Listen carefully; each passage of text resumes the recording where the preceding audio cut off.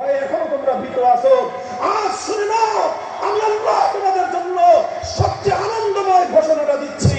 এই যে তোমরা জান্নাতে ঢুকেছো, বেহেশতে ঢুকেছো, অনন্তকাল এই বেহেশতে থাকবে, আর কোনোদিন তোমাদেরকে বেহেশত থেকে বের হওয়া লাগবে না। মুহতারাম হাজরিন, এই ঘোষণাটার সাথে সাথে গোটা জান্নাতের মধ্যে, বেহেশতের মধ্যে আনন্দের উল্লাস শুরু হবে, আনন্দের হিল্লোল হয়ে যাবে। এক বেহেশতি আরেকজনকে গলা জড়াজড়ি করে করে চিৎকার করতে থাকবে, উল্লাস করতে থাকবে। নির্বাচনে জয়ের মতো না, এর চেয়ে লক্ষ কোটি গুণ বেশি আনন্দ হবে ইনশাআল্লাহ। বলেন, আনন্দ করবো ইনশাআল্লাহ। ইনশাআল্লাহ আল্লাহ আমাদের জন্য চিরস্থায়ী জান্নাতের ব্যবস্থা রেখেছেন। কাজেই দুনিয়ার এই সামান্য প্রাপ্তি অপ্রাপ্তি আমাদের কাছে বড় কিছু নয়। আমাদের জন্য সবচেয়ে বড় প্রাপ্তি হলো ওমান যুহজিহা আনিন নার ওয়া উদখিলা